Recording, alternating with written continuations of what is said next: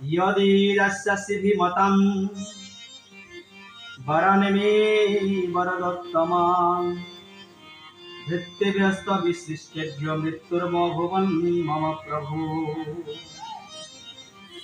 আপনার কোন সৃষ্টির জীব দ্বারা আমার মৃত্যু হবে না। ব্রহ্মা হিরণ্যকশিপু বলছেন আপনার সৃষ্টির জীব দ্বারা আমার মৃত্যু হবে না। তারপরে নান্তর বহিরি দিবানক্তম তস্মাদপি চায়ুধয়ে ন ভো নম্বরে মৃত্যুর ন নরৈ মৃগৈরপি। না অন্ত না বহি, আমার ভিতরেও মৃত্যু হবে না, আমার বাইরেও মৃত্যু হবে না। না নক্তম, আমার রাত্রেও মৃত্যু হবে না, আমার দিনের বেলাও মৃত্যু হবে না। তারপরে না ভ্রমণ অম্বরেও, না মাটিতে না আকাশে আমার কোথাও মৃত্যু হবে না। না নরই, না মানুষের দ্বারা, না মৃগই, না পশুদের দ্বারা আমার মৃত্যুই হবে না। ব্রহ্মা বলছেন তথাস্তু তথাস্তু তথাস্তু করতে করতে হিরণ্যকশিপু ভাবলেন আমি তো অমর হয়েই গেলাম। এবার সবাইকে স্বর্গ থেকে মত্ত সব দখল করে নিলেন। এই হিরণ্যকশিপুর 4জন ছেলে ছিল, 4টা সন্তান ছিল। তার মধ্যে ছোট ছিলেন প্রহ্লাদ মহারাজ। এই প্রহ্লাদ মহারাজকে খুব ভালোবাসতেন। ভেবেছিলেন এই প্রহ্লাদকে পরবর্তীকালে আমার রাজ্যে প্রহ্লাদ তিনি রাজত্ব করবেন, এটা তার ইচ্ছা ছিল। তাই প্রহ্লাদকে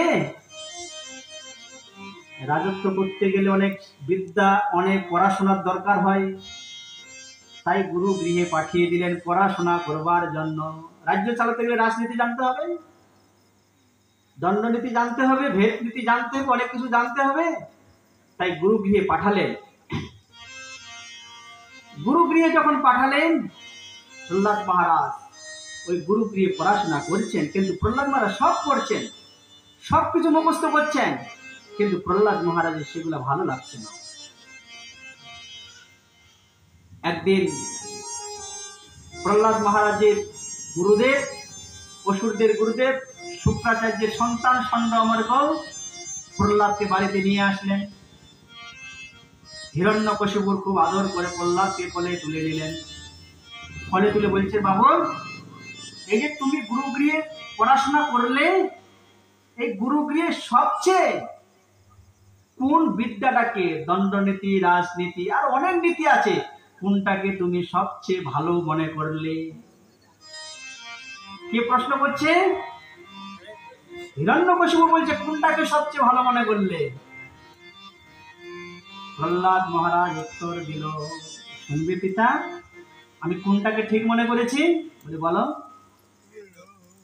তৎসাধু মন্যে সুরবজ্রদেহিনাম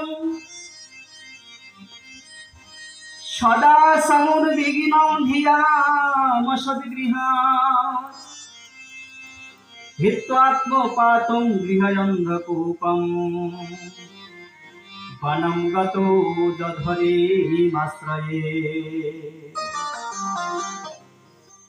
বলে জানো,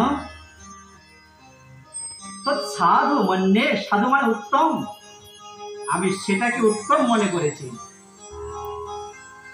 বলে কোনটা? আমি বনে গিয়ে হরির আরাধনা করি। বলে সে কি কথা রে, তোকে পাঠিয়েছি গুরুগৃহে ভালো পড়াশোনা করবার জন্য, তুই হরির কথা বলছিস? বলে হ্যাঁ, আপনার যে বিশাল রাজ্য,